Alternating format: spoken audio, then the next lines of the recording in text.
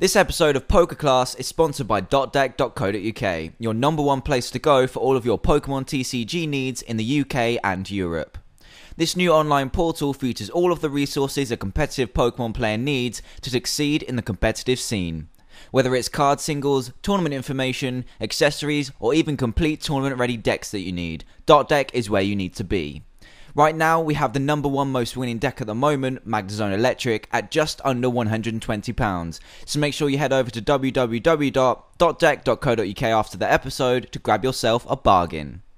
Hey everybody, and welcome to episode 57 of PokeClass. Hope you all had a good Christmas and New Year, but now it's back to business with City Championships in full swing over in the US and just getting started in the UK. I've done a few deck analysis already on decks created through Noble Victories, and you all seem to be liking them, so I thought I'd carry on with none other than the most winning deck in the format, Magnezone Eelektrik. Let's get to it.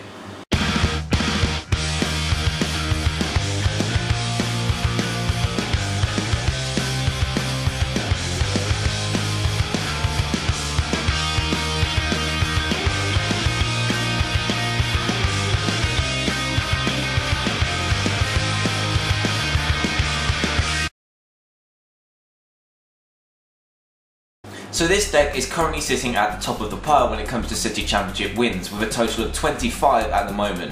So what makes this deck able to beat out the rest of the competition?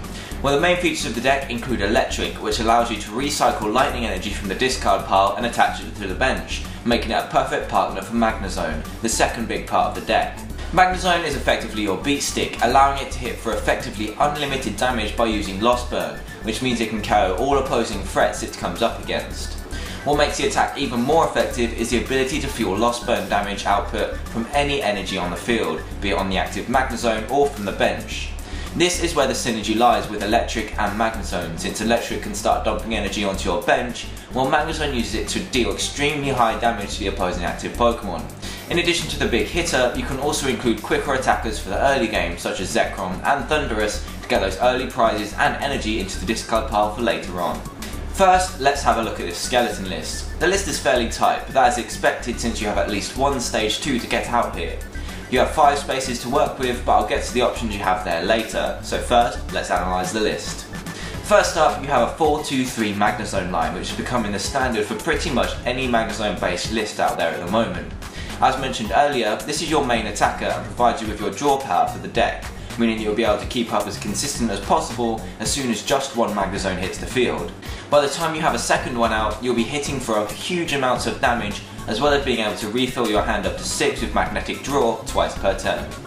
3-3 Eelektrik is probably the lowest you'll be able to go in this deck, since they will get KO'd a lot. They only sit at 90 HP and have quite a tricky 2 retreat cost, so expect to either have them captured up and then KO'd, or be left there for you to deal with the next turn.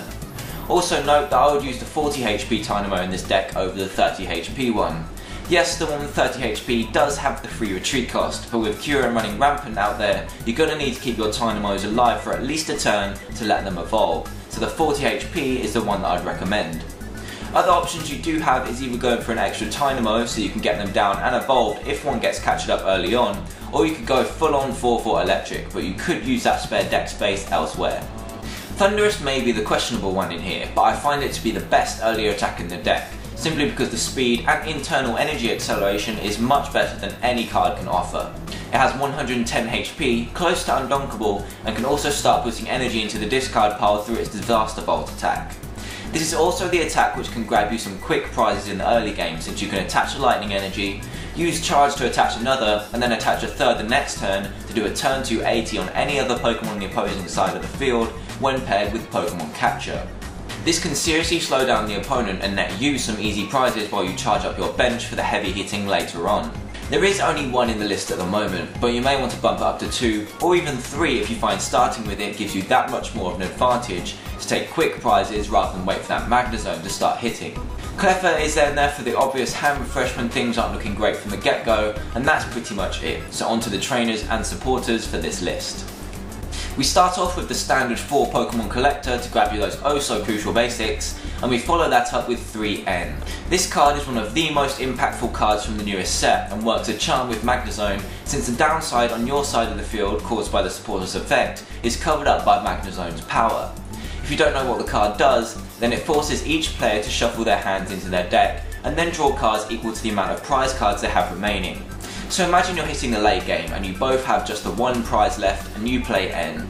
This puts you both down to one card and leaves both players top decking their way to victory.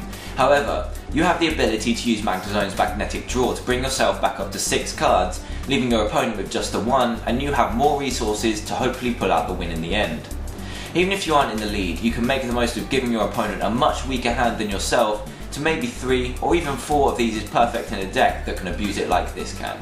Sage's training is next and provides you with your main source of draw power when Magnezone isn't on the field. Using this in the early game doesn't always present you with the easiest of decisions, but at least when you see any form of lightning energy you will know what to do with that.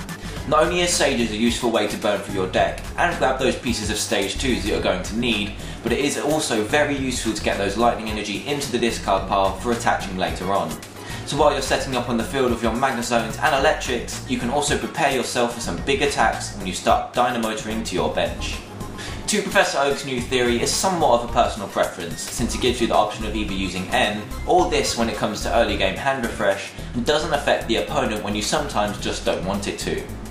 You could also switch this out for another draw such as a Copycat or Juniper, but I just feel the Pont is the way to go if you're looking for consistently good draw power, since Copycat can leave you copying a small hand and Juniper can get rid of those vital pieces of your strategy. 3 rare candy will be questioned by some people, but since you've only got 3 of your main stage 2, 3 should be all of the candy you need. However, some people would like to put this up to 4 just to always have it in hand when you need it, since it isn't searchable with any of the cards in the list, compared to the likes of your Magnezones. This leads me on to the inclusion of 4 Pokemon communication, simply because you want to have access to all of your Pokemon when you need them from the deck. 4 Junk Arm is absolutely necessary in my opinion, simply because you have a lot of trainers available from your discard pile when you're hitting the mid to late game, and discarding those cards from your hand is very useful for drawing more cards with Magnezone's draw power. You don't have the downside of being left with a small hand because of Magnezone, and you will be needing them for Switch, which you already have 2 of, simply because your Eelektrik should not be in the active spot for longer than a turn, or your opponent will start setting up all over the place. The last option here is Pokemon Catcher, which we currently only have 2 of, but since you have the high amount of Junk Arm to reuse them if needed, and Magnezone should have enough power to take down whatever's in the active spot, you shouldn't need to Catcher as much as other decks may need to. As for energy, you've got 11 in this skeleton list, but some say that this isn't enough, since it works out you're going to be short of having to carry multiple dragons with Lost Burn. However, your early prizes aren't always going to be from dragons, simply because they usually have basic support, in the form of either Cyndaquil, Shaman, and Pachirisu, which can be knocked out with Thundurus early on. An option you do have is adding in rescue energy to keep your stream of Magnezones coming if things aren't going quite your way, and that will bring the energy up to 13, more than enough to take a game quite safely. There aren't a lot of techs you can add in here that I haven't mentioned already, but one I am going to mention is Cryogonal from Noble Victories. This deck is entirely fighting weak, which means any fighting type is going to completely destroy any chance of you setting up, and even when set up, you are going to be fighting an uphill battle. Mainly, I'm talking about Donphan, since it resists your damage with its Poke Body and Lightning Resistance, and it can one-hit KO you with a plus power or swift heavy impact. What Cryogonal brings you is an answer to the beefy fighting type, giving you a one-hit KOing answer to one of your deck's biggest problems. By using Ice Shard, you'll be able to KO a Donphan in one hit, since it increases in power when attacking a fighting type Pokemon, and Donphan cannot KO you back unless heavy impact is involved. All this needs is a space for the Pokemon and 2 water energy, which isn't too hard to fit in, but when you come across a Donphan, I'm sure you'll be grateful. One last option is Zekrom. This Pokemon has either been used alongside Thundurus or instead of it, to give you another option for an alternative attacker, and in smaller cases, an answer to Durant. Zekrom deals heavy damage with its Bolt Strike attack and can be fueled on the bench through Dynamotor, but I just don't feel that the attack is needed when you could be using that energy to full Lost Burn instead. Zekrom is also a much weaker starter than Thundurus would be, and doesn't start taking prizes as early on. I would highly recommend putting in Thundurus over Zekrom simply because it's much faster, but if Durant is popular in your area, Zekrom is the perfect answer. Just a single Zekrom out front with energy to Bolt Strike every turn until outrage damage is enough to KO Durant is all you need to beat that deck, but otherwise I would choose Thundurus. So that's pretty much the lowdown on the deck known as Thunderdome or Magnezone Eelektrik. It has a ton of raw power that can rip through any new deck in the format, only being proved by its success in current City Championships. If you're looking for a deck that has multiple answers to any deck that it's paired against, then this is the deck for you. But do beware of those Donphans and Terrakions that may be ready to take full advantage of that fighting weakness. Thanks for watching this week's episode of PokeClass. Make sure you rate, comment and subscribe in the bottom left or top right hand corner in a second, and I'll see you all next week with a City Championships report.